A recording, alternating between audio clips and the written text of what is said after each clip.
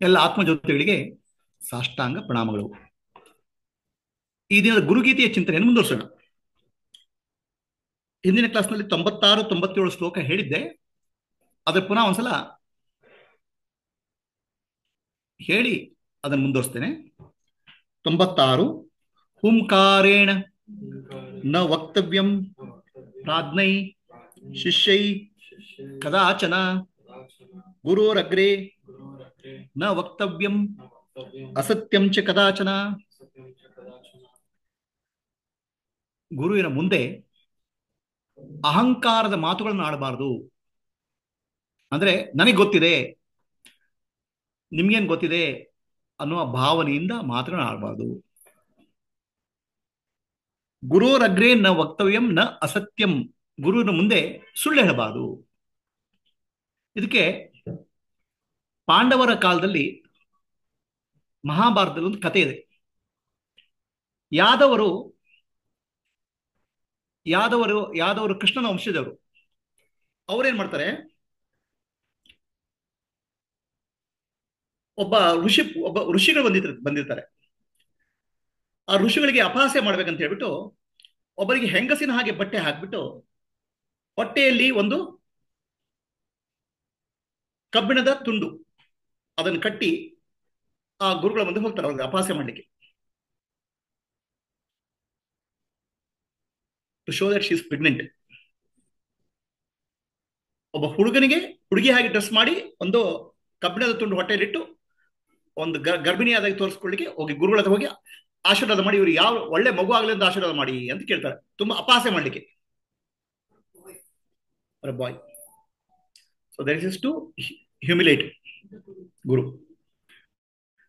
ಅವಾಗ ಗುರು ಹೇಳ್ತಾರೆ, ಈ ಮಗುವಿಗೆ ಒಂದು ಮಗು ಆಗ್ಲಿ, ಮಗುವಿನ ತಾಯಿ ಅಂತ ನೀವು ಹೇಳ್ತೀರಾ ಅವ್ರು ಸತ್ತು ಹೋಗ್ಲಿ, ಆ ಮಗು ನಿಮ್ಮ ನಾಶಕ್ಕೆ ಕಾರಣ ಆಗ್ಲಿ ಅಂತ ಹೇಳ್ಬಿಡ್ತಾರೆ.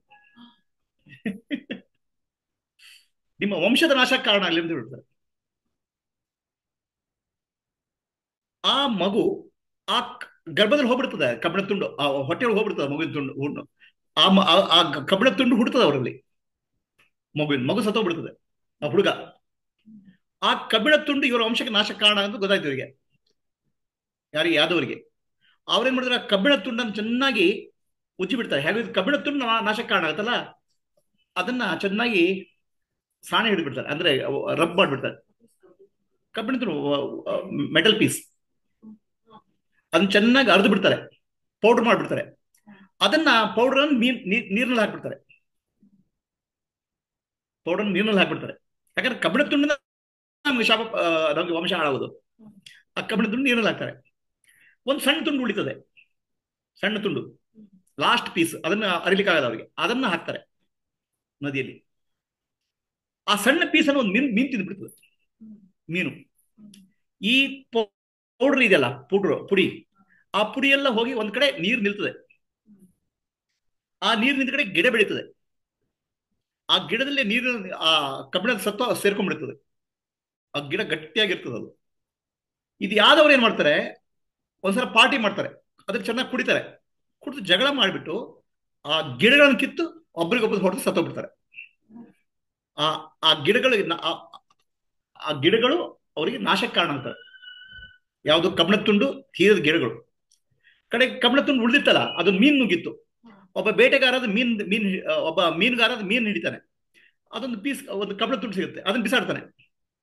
ಒಬ್ಬ ಬೇಟೆಗಾರ ಹಂಟರ್ ಆ ಕಬ್ಬಿಣ ತುಂಡು ನೋಡ್ತಾನೆ. ಆ ಕಬ್ಬಿಣ ತುಂಡನ್ನ ಇದು ಬಿಲ್ ಬಾಣ ಮಾಡ್ಲಿಕ್ಕೆ ಚೆನ್ನಾಗಿದೆ ಅಂತ ಹೇಳಿ ಬಾಣ ಮಾಡ್ತಾನೆ. ಕಡೆಗೆ ಒಂದ್ ದಿವಸ ಒಂದು ಜಿಂಕೆ ಇದೆ ಅಂತ ಬಾಣ ಹೊಡಿತಾನೆ. ಆ ಜಿಂಕೆ ಅಲ್ಲ, ಕೃಷ್ಣನ ಕಾಲು. ಕೃಷ್ಣನ್ ಕೂಡ ಅದರಿಂದ ಸಾಯ್ತಾನೆ, ಅದೇ ಬಾಣದಿಂದ. ಕೃಷ್ಣ ಕೂಡ ಯಾದವ ವಂಶದ. ಸೊ ಗುರುವಿನ ಶಾಪ. ಸೊ ಗುರುವಿನ ಮುಂದೆ ಸುಳ್ಳು ಹೇಳಬಾರ್ದು ಅಂತ. ಅಂತ ಗುರುಗಳು ಇರ್ಬೇಕು, ಅದು ಬೇರೆ ಪ್ರಶ್ನೆ. ಅಂತ ಶಿಷ್ಯರು ಇರ್ಬೇಕು, ಶಾಪ ತಗೊಳ್ಳೋಕೆ ಯೋಗ್ಯತೆ ಇರೋರು. ಕೃಷ್ಣನ ಕೃಷ್ಣನ ಯದು ವಂಶದವರು. ಕೃಷ್ಣನ ಯದು ವಂಶದವರು. No, they have ready some guru who has come.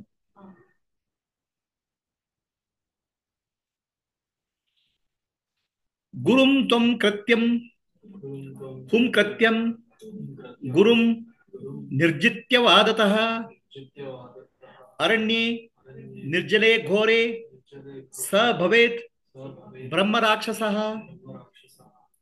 ಗುರುವಿನ ಮುಂದೆ ಅಹಂಕಾರದ ಮಾತುಗಳನ್ನು ಆಡಬಾರದು. ಅಹಂಕಾರದ ನನ್ ಚೆನ್ನಾಗಿ ಗೊತ್ತಿದೆ, ನಿಂಗೆ ಗೊತ್ತಿಲ್ಲ, ನೀನೇನು, ಅಥವಾ ಕೆಟ್ಟ ಮಾತುಗಳು ಅಂತ ಮಾತುಗಳನ್ನು ಆಡಬಾರ್ದು ಗುರುವಿನ ಮುಂದೆ. ಅಂದ್ರೆ ಗುರುವಿಗೆ ಅಪಮಾನ ಮಾಡಬಾರದು. ಅರಣ್ಯೇ ನಿರ್ಜಲೆ ಘೋರೆ, ಹಾಗೆ ಮಾಡಿದಾಗ ಘೋರ ಪಾಪಕ್ಕೆ ಗುರಿಯಾಗ್ತಾರೆ. ಅದು ಗುರು ನಿಂದೆ ಅಥವಾ ಗುರು ಅಪರಾಧ ಅಂತ ಪಾಪ. ಅಲ್ಲಿ ಏನಾಗುತ್ತೆ, ಘೋರವಾದ ಆ ಪಾಪದಿಂದ ಬ್ರಹ್ಮ ರಾಕ್ಷಸಾಗಿ ಹುಡ್ತಾರೆ ಅಂತ. ಎಂತ ಬ್ರಹ್ಮ ರಾಕ್ಷಸ ಅಂದ್ರೆ, ಒಂದು ಭೂತ ಪ್ರೇತ ಪಿಶಾಚ ಅಸುರ ದೇವತಾ ಮನುಷ್ಯ ಈ ರೀತಿ ಜೀವಿಗಳು.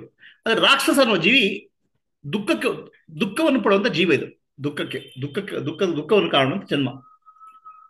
ಬ್ರಹ್ಮ ರಾಕ್ಷಸ ಅಂದ್ರೆ ಯಾವಾಗಲೂ ಆ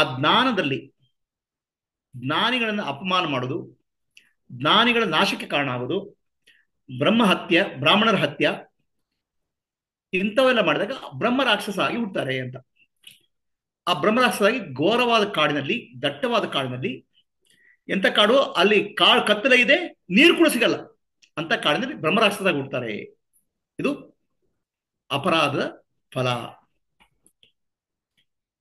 ಉಪಪುಂಜೀತ ನೋ ವಸ್ತು ಗುರು ಕಿಂಚಿದಪ್ಪಿ ಸ್ವಯಂ ದತ್ತಂ ಗ್ರಾಹ್ಯಂ ಪ್ರಸಾದೇತಿ ಪ್ರಾಯೋ ಹೇತನ್ನ ಲಭ್ಯತೆ.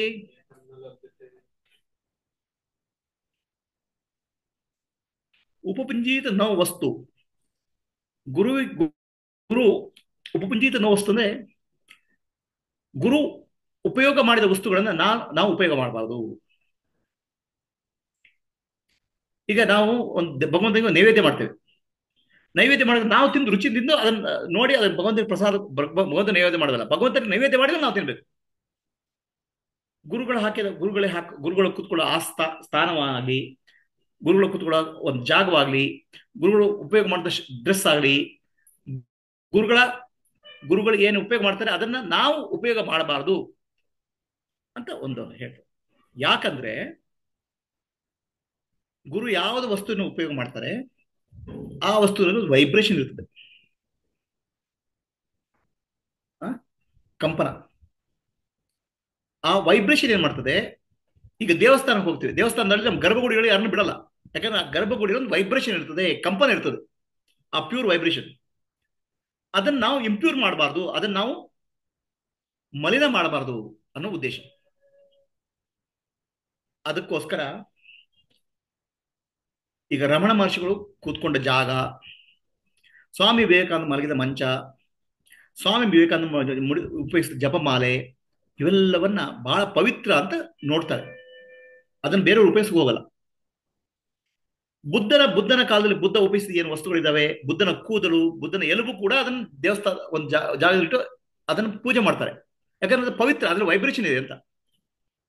ಸೊ ಗುರುಗಳು ಉಪಯೋಗ ಮಾಡುವ ವಸ್ತುದಲ್ಲಿ ಅದ್ರಲ್ಲಿ ವೈಬ್ರೇಷನ್ ಇರ್ತದೆ ಅಂತ.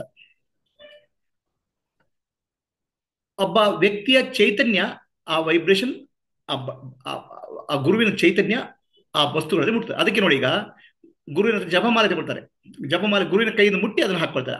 ಆ ಜಪಮಾಲೆಯಲ್ಲಿ ಏನಾಗುತ್ತೆ, ಅದಕ್ಕೆ ಎನರ್ಜೈಸ್ ಆಗುತ್ತೆ ಅಥವಾ ಅದರಲ್ಲಿ ಶಕ್ತಿ ಮೂಡಿ ಬರ್ತದೆ ಅಂತ. ದತ್ತಂ ಗ್ರಾಹ್ಯಂ ಪ್ರಸಾದೇತಿ ಪ್ರಾಯೋ ಹೇತ್ಪನ್ನ ಲಭ್ಯತೆ. ಗುರುವಿನ ಏನ್ ಕೊಡ್ತಾರೆ ಅದನ್ನ ಪ್ರಸಾದ ಅಂತ ಸ್ವೀಕಾರ ಮಾಡಬೇಕು. ಗುರು ಪ್ರಸಾದ ಅಂತ ಸ್ವೀಕಾರ ಮಾಡಬೇಕು. ಗುರು ಏನ್ ಕೊಡ್ತಾರಪ್ಪ ಪ್ರಸಾದ ಅಂದ್ರೆ, ಗುರು ಏನ್ ಹೇಳ್ತಾರೆ ಪಾಠ, ಗುರು ಏನ್ ಹೇಳ್ತಾರೆ ಅದನ್ನ, ಅದು ಪ್ರಸಾದ, ಸಿಗಲ್ಲ ಅದು ಬೇರೆ ಕಡೆ ಇಲ್ಲ. ಅಪರೂಪ. ಒಬ್ಬ ಜ್ಞಾನಿಯಾದ ಗುರುವಿನ ಮುಂದೆ ಕೂತ್ಕೊಂಡು ಕೇಳೋದಿದೆಯಲ್ಲ, ದೊಡ್ಡ ಮಹಾಭಾಗ್ಯ, ಎಲ್ರಿಗೂ ಸಿಗಲ್ಲ ಅದು. ಅದನ್ನ ಬಹಳ ಜಾಗ್ರತೆಯಿಂದ ಉಪಯೋಗ ಮಾಡ್ಕೋಬೇಕು. ಮನಸ್ಸು ಎಲ್ಲೆಲ್ಲೋ ಹೋಗೋದಲ್ಲ. ಗುರು ಹೇಳಿದ ಮಾತಿನಲ್ಲಿ ಕಂಪ್ಲೀಟ್ ಪೂರ್ಣವಾಗಿ ಕೂತ್ಕೊಂಡು, ಒಂದು ಗುರು ಹೇಳೋದು ಪೂರ್ತಿ ಅರ್ಥ ಆಗೋದಿಲ್ಲ, ಅದಕ್ಕೆ ಸಮಯ ತಗೊಳ್ಳೋದು ಅದು. ಯಾಕಂದ್ರೆ ಅವ್ರ ಜ್ಞಾನದಲ್ಲಿ ಹಲವಾರು ರೀತಿಯ ಅರ್ಥಗಳಿರ್ತವೆ. ಗುರು ಹೇಳಿದ ಮಾತುಗಳನ್ನ ಬಹಳ ಗಮನ ಕೊಟ್ಟು ಅರ್ಥ ಮಾಡ್ಕೊಳ್ಳಿಕ್ಕೆ ಪ್ರಯತ್ನ ಮಾಡಬೇಕು. ಪ್ರಸಾದ ಅಂತ ಸ್ವೀಕಾರ ಮಾಡಬೇಕು. ಗುರು ಏನೋ ಕೆಲಸ ಕೊಡ್ತಾರೆ, ಕರ್ಮಯೋಗ. ಅಲ್ಲ, ಅದು ನನಗೆ ಬೇಡ, ಇದು ನನಗೆ ಬೇಡ ಅಂತ ಹೇಳಿದಾಗ ಏನಾಗುತ್ತೆ, ರಾಗ ದ್ವೇಷಗಳು ಬಂದ್ಬಿಡ್ತವೆ. ಗುರುಗಳು ಕೆಲಸ ಕೊಡ್ತಾ ಇರೋದೇ ನಿಮ್ಗೆ ರಾಗ ದ್ವೇಷ ಹೋಗ್ಲಿಕ್ಕೆ. ಅದು ಕೂಡ ಪ್ರಸಾದ. ಗುರು ಒಂದು ಸ್ವೀಟೋ ಹಣ್ಣೋ ಕೊಡ್ತಾರೆ, ಅದು ಪ್ರಸಾದ. ಇವೆಲ್ಲ ಕೊಡ್ಬೇಕು. ಯಾಕಂದ್ರೆ ಒಬ್ಬ ಜ್ಞಾನಿಯಾದ ಗುರುವಿಂದ ಬರೋದು ಬಹಳ, ಅದು ಮಹಾಭಾಗ್ಯ, ಸಿಗಲ್ಲ ಅದು. ಪಾದುಕ ಆಸನ ಶಯ್ಯಾದಿ ಗುರುಣ ಯದಷ್ಟಿತಂ ನಮಸ್ಕುರ್ವೀತ ತತ್ಸರ್ವಂ ಪಾದಾಭ್ಯಾಂ ನ ಸ್ಪರ್ಶೇತ್ ಕ್ವಚಿತ್. 99ನೇ ಶ್ಲೋಕ. ಗುರುಗಳು ಉಪಯೋಗ ಮಾಡುವಂತ ಪಾದುಕೆ ಆಗ್ಲಿ, ಗುರುಗಳು ಮಲಗಿದ ಮಂಚ ಆಗ್ಲಿ, ಅದನ್ನು ನಮಸ್ಕಾರ ಮಾಡಬೇಕು, ಗೌರವ ಕೊಡ್ಬೇಕು. ಅದನ್ನು ಕಾಲಿಂದ ಮುಟ್ಬಾರ್ದು, ಅದ್ರ ಗೌರವ ಕೊಟ್ಟು ಮುಡ್ಬೇಕು ಅಂತ. ಯಾಕೆ ಗೌರವ ಕೊಡ್ಬೇಕಂತ ಹೇಳಿದ್ರೆ, ನಾನು ಹೇಳಿದೆ ಆಗ್ಲೇ, ಎಲ್ಲಿ ಒಬ್ಬ ಜ್ಞಾನಿ ಆಗ್ಲಿ ಮಹಾತ್ಮನಾಗ್ಲಿ ಇರ್ತಾರೆ, ಆ ವಸ್ತುಗಳಲ್ಲಿ ಒಂದು ಚೈತನ್ಯ ತುಂಬಿಕೊಳ್ಳೋದು, ವೈಬ್ರೇಷನ್ ತುಂಬಿಕೊಳ್ಳೋದು. ಆ ಚೈತನ್ಯ, ಅದಕ್ಕೆ ಗೌರವ ಕೊಡ್ಬೇಕು. ಬರೀ ಗುರು ಅಲ್ಲ, ಆ ಗುರುವಿನ ಚೈತನ್ಯ ಕೂಡ ಆ ವಸ್ತುಗಳಲ್ಲಿ ತುಂಬಿಕೊಂಡು ಹೋಗ್ಬಿಡುತ್ತೆ, ಚೈತನ್ಯಮಯ ಆಗ್ಬಿಡ್ತಾವು. ಅದಕ್ಕೆ ಗೌರವ ಕೊಡಬೇಕು. ಆ ಉದ್ದೇಶದಿಂದ ಅದನ್ನ ಕಾಲಿಂದ ಮುಟ್ಟಬಾರದು.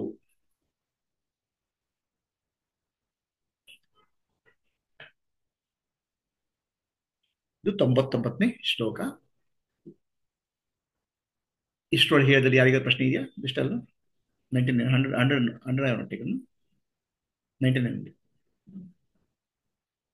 ಯಾರ?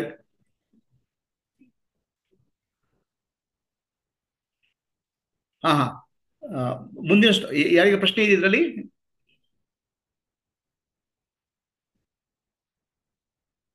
ಗಚ್ಚತಃ ಪೃಷ್ಠತೋ ಗಚ್ಚೇದ್ ಗುರುಪಾದೌ ನ ಲಂಘಯೇತ್ ನೋಲ್ಪಣಂ ಧಾರಯೇದ್ ದ್ವೇಷಂ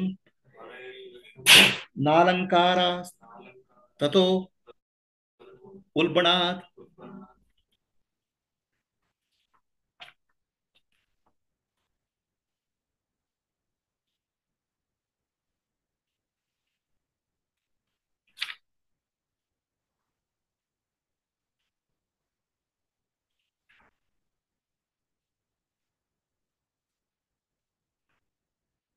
ಗುರುಗಳು ಹೋಗ್ತಾ ಇರುವಾಗ ಗುರುಗಳು ಮುಂದೆ ಹೋಗ್ಬೇಕು, ಶಿಷ್ಯರು ಹಿಂದೆ ಬರಬೇಕು.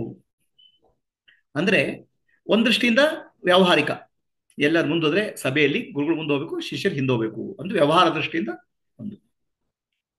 ಗುರುಗಳು ಮುಂದೆ ಹೋಗೋದು, ಶಿಷ್ಯರು ಹಿಂದೆ ಹೋಗೋದಂದ್ರೆ ನಾವು ಆಧ್ಯಾತ್ಮ ದೃಷ್ಟಿಯಿಂದ ಗುರುಗಳು ಏನ್ ಹೇಳ್ತಾರೆ ಅದನ್ನ ಹಿಂಬಾಲಿಸಬೇಕು, ಫಾಲೋ ಮಾಡಬೇಕು.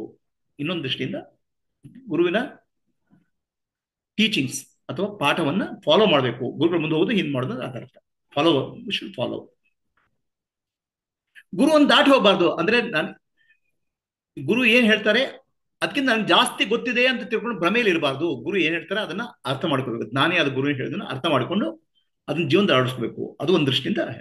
ಇದು ಗುರುಗಳು ಒಂದು ಸಭೆಯಲ್ಲಿ ಮುಂದೆ ಹೋಗ್ತಾರೆ, ಗುರುಗಳು ಮುಂದೆ ಹೋಗ್ಬೇಕು, ಶಿಷ್ಯರು ಹಿಂದೆ ಬರಬೇಕು.